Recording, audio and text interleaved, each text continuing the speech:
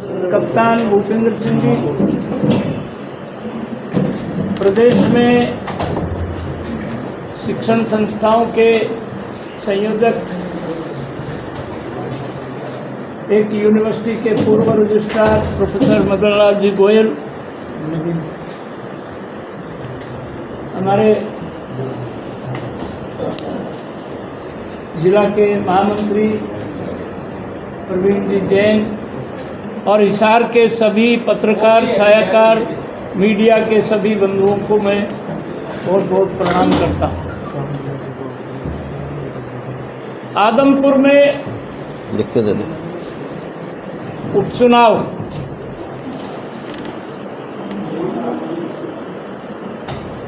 आदमपुर में उपचुनाव कई बार हुए।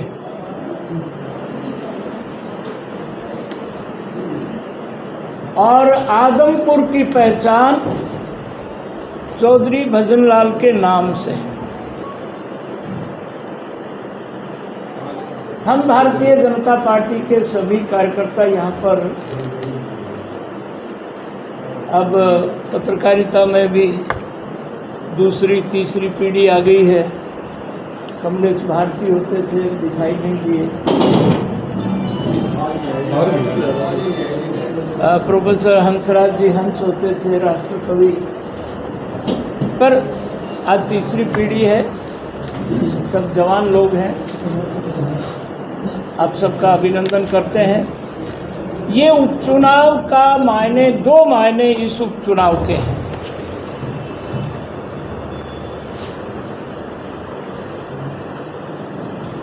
ये चुनाव दीपावली के अवसर पर हो रहा है। 24 की है ना कप्तान?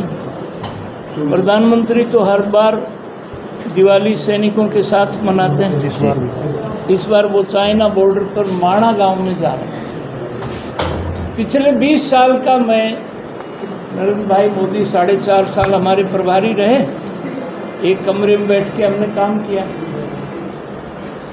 और 7 मई 2001 को नरेंद्र भाई मोदी जब मुख्यमंत्री की शपथ लेने गए तो हम हरियाणा से 4 आदमी उनके साथ गए।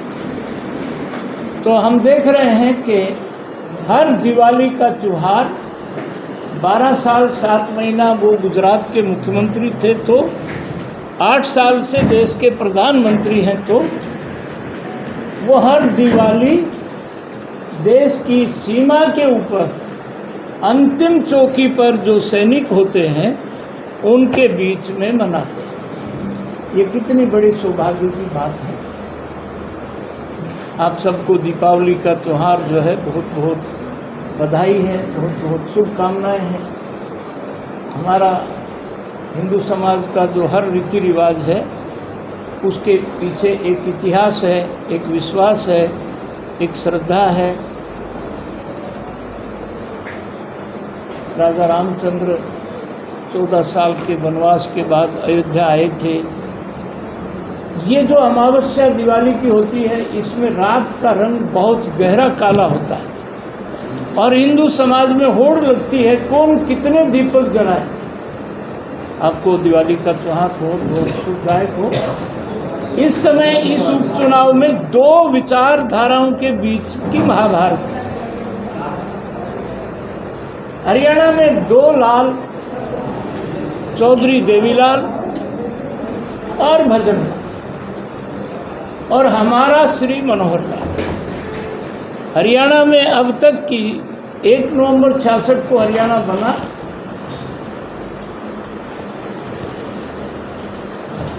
आज चौधरी देवीलाल का परिवार हमारे साथ है, आज चौधरी भजनलाल का परिवार हमारे साथ है। BJP, GJP, JP is common in both the parties. Only the difference is B, and we will make. ये तो बीजेपी है। चौधरी देवीलाल की जो राजनीतिक विरासत है, दुष्यंत चौटाला मनोहर लाल जी के साथ डिप्टी CM है और भजन लाल जी का पोतरा हमारा उम्मीदवार है। नामांकन के दिन भी मैं था आज भारतीय जनता पार्टी के पास पंडित दीनदयाल उपाध्याय हमारे ऋषि पुरुष हुए, वो कहते थे चुनाव में जनता के सामने 3 P होती है, person of the party, principle of the party, purpose of the party. हमारा उम्मीदवार सबसे अच्छा उम्मीदवार है, जवान है, 6 फुट का है, पढ़ा लिखा है, क्रिकेटर है और भजन लाल जी का पोता। कांग्रेस और बीजेपी में आज नरेंद्र भाई मोदी क्योंकि मेरी पार्टी का है, परंतु आज आप सब पत्रकारों की कलम लिखती है, आप सब पत्रकारों का कैमरा दिखाता है कि नरेंद्र भाई मोदी आज दुनिया का सबसे लोकप्रिय नेता है।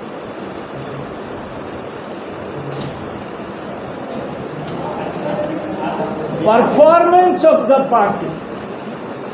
प्रधानमंत्री हम कोई क्लेम नहीं करते कि भाई हमारा प्रधानमंत्री कोई पहला प्रधानमंत्री है।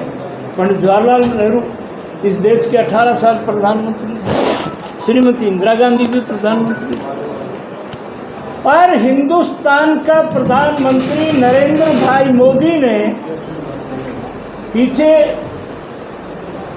अंतर्राष्ट्रीय संगठनों की बैठक में आप सबके कैमरे ने वो फोटो बहुत उजागर की है। जो बाइडेन अमेरिका का राष्ट्रपति, सैल्यूट। पंडित रामफल जी इधर आ जाओ, कुर्सी दो। पंडित रामफल जी किनाना गांव के जींद जिले के कर्मचारी प्रकोष्ठ के बीजेपी के प्रदेश अध्यक्ष रहे, बहुत हमारे वरिष्ठ साथी हैं। तो जो बाइडेन ऐसे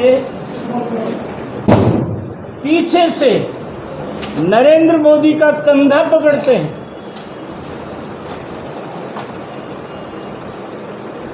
कि नरेंद्र भाई, जो बाइडेन, तो आज दुनिया का सबसे लोकप्रिय प्रधानमंत्री नरेंद्र भाई मोदी भारतीय जनता पार्टी का समर्पित कार्यकर्ता, नेता। एक तो परफॉर्मेंस के नाते हमारे साथ वो विरासत जुड़ी, दूसरा हमारा पर्सन ऑफ द पार्टी भव्य बिश्नोई। जितने उम्मीदवार मैदान में हैं,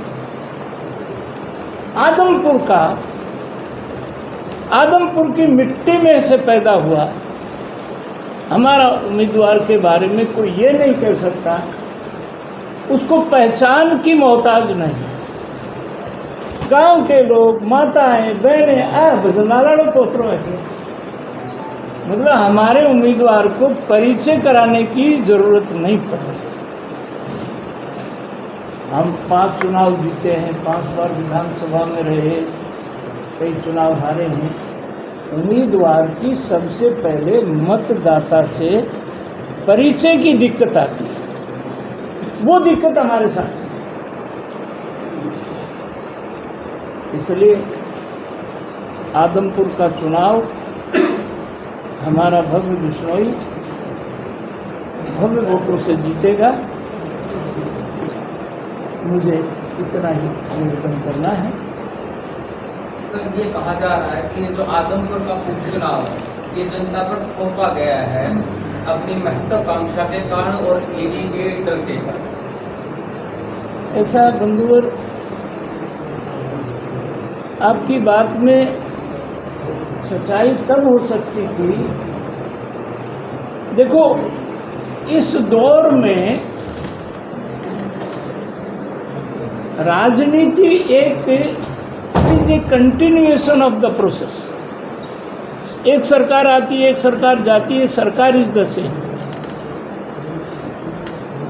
कप्तान अमरिंदर सिंह पंजाब के कांग्रेस के 20 साल नेता रहे।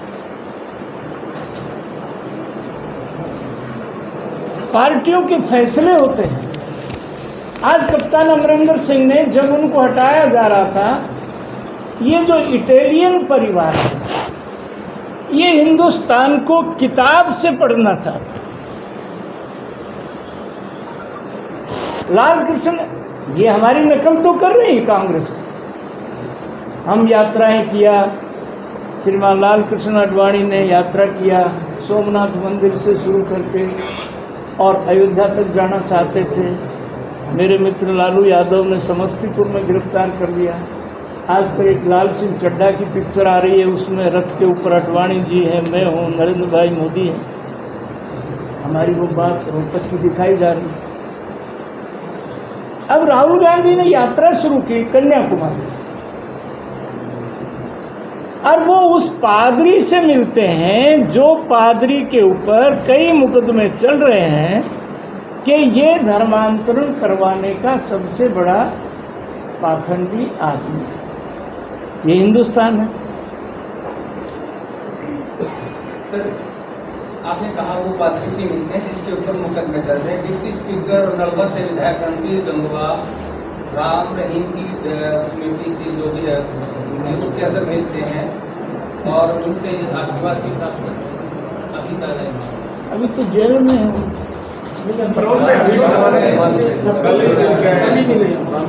ऐसा है ना बंधुवर, ये तो अपने दुष्कर्मी और हत्यारा है और दोषी सजा मिल चुकी है, डिक्लेयर्ड है सर। नहीं वो तो है, पर अपनी अपनी व्यक्तिगत सरकार।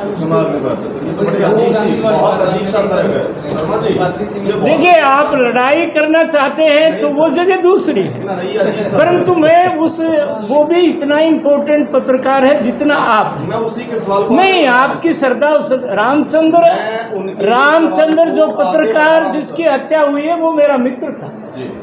परमानंद गोयल की हत्या कैथल में हुई, किस आदमी के कहने से हुई? परमानंद गोयल की अर्थी को मैंने कंधा दिया था। 250 पत्रकार धर्मशाला, काम्बोज धर्मशाला सिरसा में, और चौधरी देवीलाल मुख्यमंत्री थे, मैं उनके साथ पीडब्ल्यूडी मिनिस्टर था, और चौधरी देवीलाल का माफीनामा लिखवा करके काम्बोज धर्मशाला गवाह है। केबी पंडित पत्रकार संघ के अध्यक्ष मेरे साथ गए, और वो मुझे एक मुख्यमंत्री ने कहा था, थे हमारा बाप की सरकार में मंत्री हो, पत्रकार संघ का अध्यक्ष। मैंने कहा मैं मदरलैंड का पुराना पत्रकार पहले हूँ फिर मंत्री। तो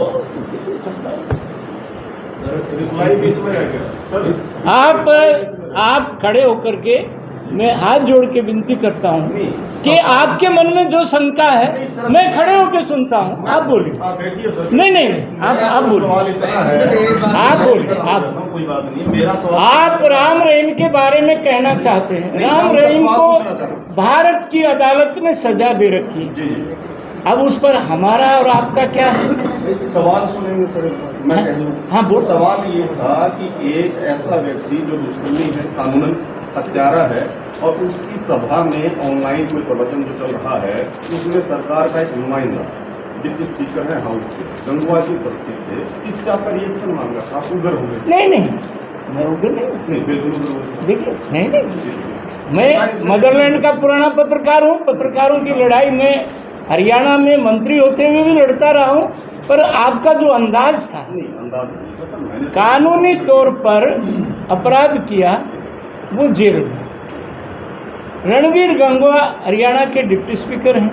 अब उस बात की जानकारी आपको है, हमको नहीं है, तो उस बात का हम क्या करें?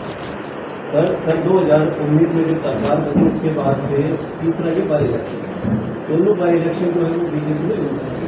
ये जो इलेक्शन है बाकी दो इलेक्शन से कैसे अलग है, और जो हार की सीरीज है वो अब की बात है?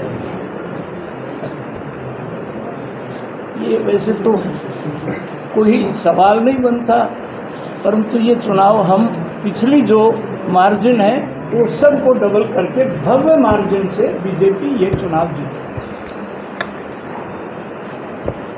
ठीक है सर, कोई किसी पत्रकार मित्र का एक सवाल है जी। प्रकाश चौटाला जी का हम इंटरव्यू कर रहे थे, तो उन्होंने ये कहा है कि जब मैं सरकार छोड़कर गया था तो 2000 करोड़ सरप्लस का खजाना था। पहले हुड्डा ने और अब खट्टर ने इस प्रदेश का सवा सत्यानाश कर दिया है। अब हर एक बच्चा कई करोड़ रुपए का कर्ज लेकर पैदा होता है। तो जरा उनसे पूछिएगा कि किस प्रकार ये कर्ज उतरेगा और प्रदेश फिर दोबारा नंबर 1 बनेगा। ओम प्रकाश जी चौटाला हमारे बड़े भाई हैं, अब उनकी बात का हम क्या है। अब देवीलाल जी का पौत्र दुष्यंत चौटाला इस गठबंधन का डिप्टी सीएम, इनका जवाब तो नहीं। मैं चौटाला साहब पर देखो, इनकी हिम्मत है, इस उम्र में भी वो इतना घूम रहे हैं, इतना फिर रहे हैं और अपनी बात के लिए तीसरे मोर्चे के लिए मेहनत कर रहे हैं जी। मैं तो उनकी हिम्मत की दाद हूँ। हुड्डा साहब सर जब गए थे 84,000 करोड़ रुपया कर्जा था हरियाणा के ऊपर, अब ये आंकड़ा घटा है बढ़ा है, कुछ जानकारी अगर आपको? वो देखो, मैं सरकार में अब हूँ नहीं, कमल गुप्ता जी से कहूँगा आपके घर वो जवाब पहुँचे।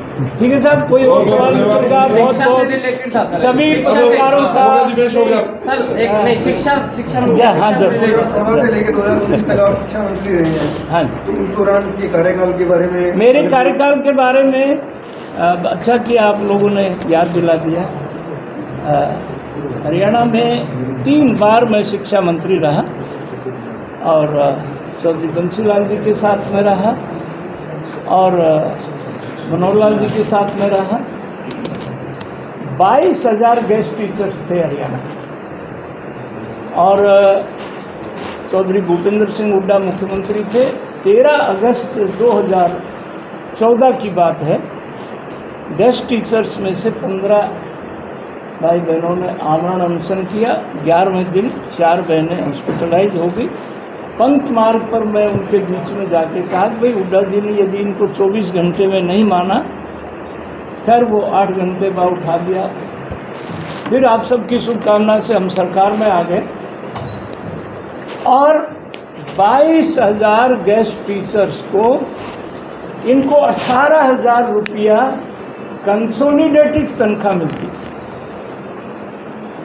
हमने इनको रेगुलराइज किया, 58,750 रुपया इनकी तनख्वाह किया और हुड्डा जी को असेंबली में सामने बिठा के उनको संकेत करके कि हुड्डा जी आज हम गेस्ट टीचर्स को रेगुलराइज कर रहे हैं। हिंदी, संस्कृत, पंजाबी, C&B कैटेगरी के जो अध्यापक थे उनको 3500 रुपये कंसोलिडेटेड तनख्वाह मिलती थी। हमने अपने समय में उनको मास्टर ग्रेड दिया, प्रमोशन में 13% उनको रिजर्वेशन दिया। आज कई लोग DO, डिप्टी DO बन करके वो रिटायर होते हैं। उनकी कर्मचारियों की स्टेगनेशन थी, ना कोई प्रमोशन था ना कोई इंक्रीमेंट था, 3500 रुपये में, और मुझे उस बात का संतोष। शिक्षा की बात करें तो स्कूल मर्ज किए जा रहे हैं और अध्यापक की बात करें तो स्कूलों में अध्यापक नहीं है और बच्चे जो है धरने पर बैठे हैं, क्या भविष्य होगा इसका? नहीं, बच्चे धरने पर बहुत कम बैठे हैं और एक हरियाणा में प्राइवेट स्कूल की संख्या भी बढ़ रही है और हर माँ बाप चाहता है। तो पिछले 5 साल के कार्यकाल में हमने एक मॉडर्न संस्कृति विद्यालय हर जिले में एक, जिसमें सब सब्जेक्ट का लेक्चरर लगाया। शिक्षा की गुणवत्ता बढ़ाने के लिए हर जिले में इस तरह का विद्यालय बनाया और पंचकुला में सक्षम विद्यालय है, उसमें भवन विद्यालय से भी नाम कटा करके लोग सक्षम में दाखिला चाहते थे। गुणवत्ता बढ़ी है। इस समय हिसार है, हिसार में मान लो 10 प्राइमरी स्कूल हैं और एक प्राइमरी स्कूल में बच्चों की संख्या 10 है, अध्यापकों की संख्या 6 है। तो डिपार्टमेंट ने उनको रेशनलाइज करने का एक उपक्रम किया है कि भाई एक ही बिल्डिंग में जो 2 किलोमीटर के आसपास, तो इस तरह का एक उपक्रम है। अध्यापकों की कमी ज़रूर है क्योंकि शिक्षा विभाग बड़ा डिपार्टमेंट में है, लगभग 1.5 लाख एम्प्लॉई इसमें होता है। अध्यापक रिटायर भी, वो प्रोसेस जारी है। अभी भी 1000 TGT इंग्लिश की जो रेगुलर भर्ती है वो हुई। कांग्रेस के उम्मीदवार जयप्रकाश जो आदमपुर उपचुनाव में है उम्मीदवार, वो ये कह रहे हैं कि बीजेपी का सूर्य और मनोहर लाल खट्टर का सूर्य अस्त हो रहा है और हुड्डा उदय हो रहे हैं। और राव दान सिंह भी आए थे यहाँ पर, वो भी ये कह रहे थे कि महेंद्रगढ़ में मैं दोबारा जीतूंगा और हम स्पष्ट बहुमत से सरकार बनाएंगे। इसके बारे में आपका क्या कहना है? वो तो केजरीवाल वाली केजरीवाल तो अभी फार्म ही नहीं भरे गुजरात में, वो तो चुनाव परिणाम सुना रहे लोगों को। अभी तो समय बताएगा, आदमपुर की जनता बताएगी।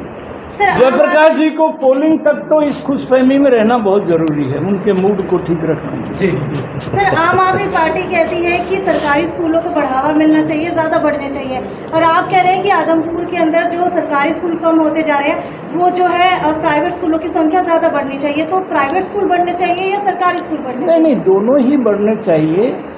जो देखिए ना बहन जी, जो प्राइवेट संस्थाएं काम कर रही, मेहनत कर रही, परिणाम अच्छे दे रही हैं, मैं उनकी गालियां देता रहूं, उनको आलोचना करता रहूं, तो ये तो कोई बात नहीं हुई। सर, अब अगर जैसे फीस स्ट्रक्चर की बात की जाए तो सरकारी स्कूल के अंदर पेरेंट्स इसीलिए भेजते हैं क्योंकि वहाँ की फीस कम होती है। क्या वो अफोर्ड कर पाएंगे प्राइवेट स्कूल में जाकर? नहीं, प्राइवेट स्कूल की मैं कोई उनकी तारीफ नहीं कर रहा, परंतु मैं जो वर्तमान स्थिति है, अब मेरे महेंद्रगढ़ जिले की बाछोद गांव की तनिषा यादव पूरे हिंदुस्तान में नीट में प्रथम स्थान, हवा सिंह यादव उसकी बेटी है, जेबीटी टीचर की बेटी है। अब पिछले बार 18 IAS IPS आए, 9 बच्चे मेरे महेंद्रगढ़ के आए। अब जो गुणवत्ता है शिक्षा की, कोई मान लो प्राइवेट भी अच्छा काम कर रहा है तो कम से कम मैं उसकी इसलिए आलोचना करूं कि वो क्योंकि प्राइवेट है और ये है वो। और आत्महत्या पार्टी की तो बहन जी मैं बात नहीं कर सकता हूँ, तो हमारा शिवानी वाला स्टेट छोड़ देता है। ठीक है सर, थैंक यू। सभी भोजन देते हैं।